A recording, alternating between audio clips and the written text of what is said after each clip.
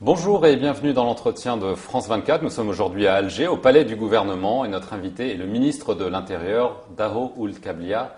Monsieur le ministre, merci de nous recevoir. Soyez le bienvenu. Première question. Le Conseil des ministres a annoncé la levée de l'état d'urgence. Ça fait exactement 19 ans. Qu'est-ce qui explique cette décision?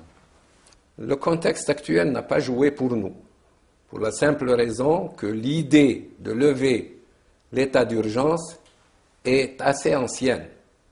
La dernière fois qu'on en a discuté, c'est au cours de l'été dernier. Donc, l'état d'urgence n'a pas été levé sous la contrainte de ce qui a pu se passer durant le mois de janvier écoulé. Mais ce n'est quand même pas accidentel. Ce n'est pas accidentel, ça a peut-être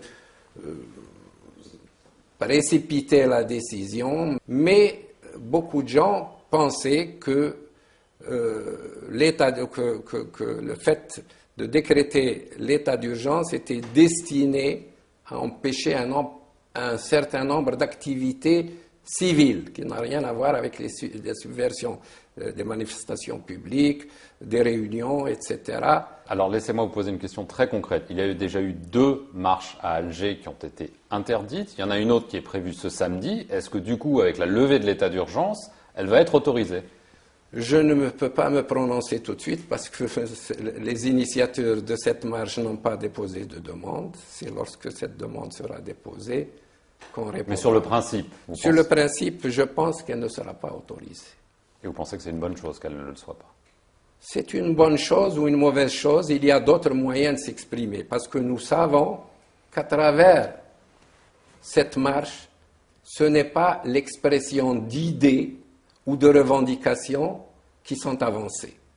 Parce que là, on leur a proposé, déjà lors de la première tentative de marche, de mettre à leur disposition n'importe quelle salle de réunion, où ils pouvaient s'exprimer en toute liberté, dans la clarté, dans la sérénité, en présence de tous les médias nationaux ou étrangers.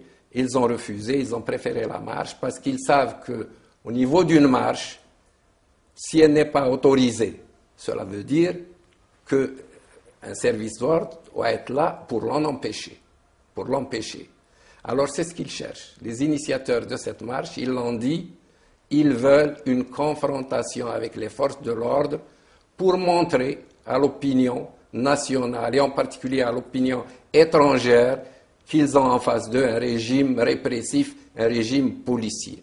Je commence par ce dernier point pour dire que les manifestants qui ont été arrêtés, malgré quelquefois la lourdeur des charges, quand il s'agit de pillage ou de sac, ont été tous libérés. Ceux qui ont participé aux marches, considérant qu'il s'agissait également de problèmes mineurs, ont été libérés sur le champ. Quant à la dernière marche, celle du 19 février, il n'y a eu aucune interpellation. D'accord. On a vu ces dernières semaines des mesures d'urgence. On sent quand même qu'il y a une certaine urgence à agir. Il y a une accélération de toutes les dispositions et de toutes les mesures qui ont été prises jusqu'à présent. Bon, les revendications actuelles, c'est surtout le logement et l'emploi. Mais vous, est-ce que vous ne sentez pas derrière ces revendications socio-économiques des revendications plus politiques de changement de régime ou peut-être de changement de génération? Les gens voient bien ce qu'il se passe dans les pays alentours. Il y a quand même une sensibilité. La situation en Algérie est différente de ce qui se passe ailleurs. Pourquoi? Parce que il y a des mesures, il y a des choses, des éléments positifs qui existent en Algérie qui n'existent